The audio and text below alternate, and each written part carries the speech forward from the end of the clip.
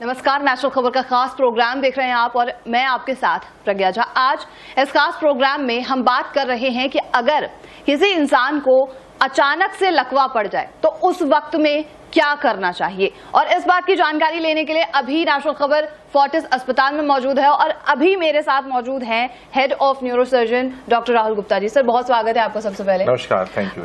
Sir, intro में जैसे मैंने बताया कि अगर अचानक से लकवा पड़ता है किसी पेशेंट को तो उस वक्त में पेशेंट क्या करे, इस बारे में हमें जानकारी दीजिए। जब हम लकवे की बात करते हैं तो बेसिकली जो होता है एक साइड की कमजोरी को लकवा कहते हैं, हाथ या पैर की कमजोरी या फेस का टेढ़ापन होना। और इसका जो मुख्य कारण है उसको अंग्रेजी में स्ट्रोक कहते हैं। और दो टाइप के स्ट्रोक होते हैं, एक में ब्रेन हेमरेज हो जाता है, दूसरे में नस ब्लॉक हो जाती है जिसको कि इंफार्क्शन या इस्कीमिया कहते हैं, जिसकी वजह से लकवा पड़ सकता है। और नस ब्लॉक होने में और नस फटने में इनमें क्या डिफरेंस होता है? जो बात होती है नस फटने की उसे ब्रेन हेमरेज कहते हैं, पर ज्यादा जरूरी हम बात कर रहे हैं इस्कीमिक स्ट्रोक की, जिसमें कि ब्लड वेसल जो है ब्लॉक हो जाती है और उसके आगे के हिस्से में जहां पर वो ब्लड सप्लाई होनी चाहिए, जहां पर ऑक्सीजन की सप्लाई होनी चाहिए, वहां ऑक्सीजन और ब्लड की सप्लाई ना होने की वजह से वो हिस्सा डैमेज हो जाता है और ये काफी कॉमन है। ये तो फटने की बात हुई कि नस फटती कैसे। अच्छा, नस ब्लॉक होती है तो क्या सिम्टम्स नजर आते हैं? जब हम ब्लॉक की बात कर रहे हैं तो उसमें एक तो लकवा पड़ सकता है, दूसरा उसमें आमतौर पे सिर दर्द नहीं होता है। तो नस फटती है तब सिर दर्द होता है। तो जो लकवा होता है जिसमें सिर दर्द नहीं है और एक साइड कमजोर हो गई या फेस पे टेढ़ापन आ गया तो वो स्ट्रोक है। उसमें उसके अलावा बोलने की शक्ति में तकलीफ हो सकती है, चक्कर आ सकते हैं, विजन में प्रॉब्लम हो सकती है। ये इस बात पे डिपेंड करता है कि शरीर ब्रेन के किस हिस्से में स्ट्रोक हुआ है या कौन से हिस्से की नस ब्लॉक हुई है और कौन से हिस्से से लकवा शुरू हुआ है। अच्छा, किसी को अगर हो जाए, ऐसे अटैक सडन आ जाए, स्ट्रोक हो जाए, तो उस वक्त में तुरंत वो क्या कर सकता है? देखिए, स्ट्रोक या लकवे को पहचानना घर बैठे बहुत मुश्किल है। उसे उसी समय एक ऐसे अस्पताल पहुंचना चाहिए, जिसके परिजनों को, उसके रिलेटिव्स को एक ऐसे अस्पताल में ले जाना चाहिए जहां पर कि स्ट्रोक के लिए सारी फैसिलिटीज अवेलेबल हों। उसके मैनेजमेंट के लिए एक CT scan machine, MRI machine, angiography, एक ट्रेन्ड न्यूरोलॉजिस्ट, न्यूरोसर्जन और इंटरवेंशनिस्ट वहां मौजूद हो, जो कि तुरंत उस स्ट्रोक को आइडेंटिफाई करे और उसका फर्दर ट्रीटमेंट प्लान करके उसको एग्जीक्यूट करे।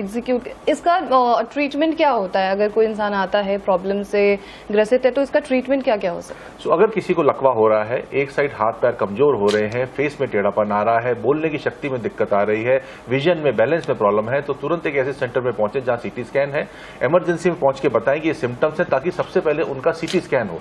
सीटी स्कैन हमें ये फर्क बताता है कि ब्रेन हेमरेज हुआ है या दूसरा वाला स्ट्रोक हुआ है। अगर ब्रेन हेमरेज नहीं हुआ है और पेशेंट 4.5 घंटे के भीतर पहुंच गया है और बाकी सब क्लिनिकल हिस्ट्री के हिसाब से वो फिट है, तो एक इंट्रावीनस दवाई आती है जो कि दी जा सकती है, जिससे कि वो खून पतला करती है और जहां पर वो ब्लॉकेज है उसको पिघला के वो नस को खोल सकती है।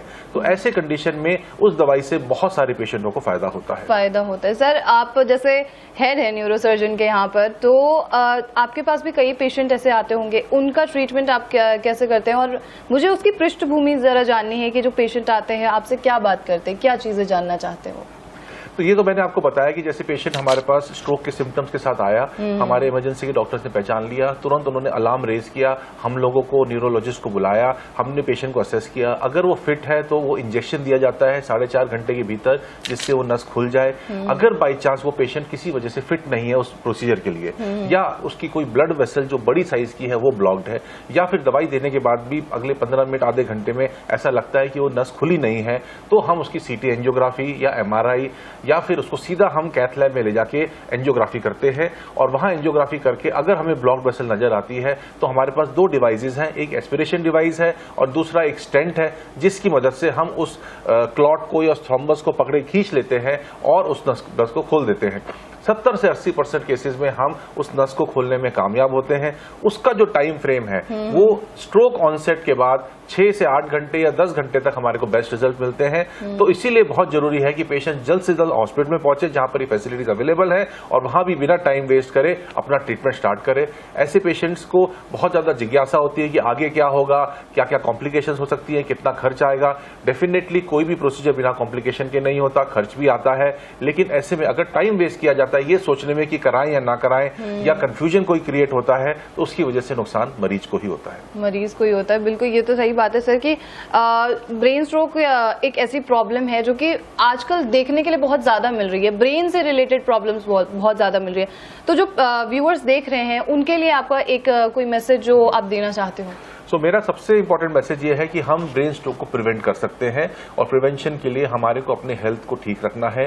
कोई भी डायबिटीज, हाइपरटेंशन, थायराइड या और कोई भी कार्डियक इलनेस है, उसका सही टाइम पे ट्रीटमेंट कराना है, हेल्दी लाइफस्टाइल अपनाना है, टाइम पे सोना है, टाइम पे उठना है, खाने में बहुत ध्यान देना है। एक उम्र के बाद मीठे की क्वांटिटी कम करनी है, फैट को भी थोड़ा कम में रखना है, फास्ट फूड कम से कम लेना है, रेगुलर एक्सरसाइज करनी है, और अगर हमें कोई बीमारी है तो उसकी रेगुलर दवाई लेनी है। अगर हम इन सब चीज़ों का वो करेंगे तो फिर हमारे को आगे कोई ऐसी बीमारी नहीं होगी और स्ट्रोक भी नहीं होगा।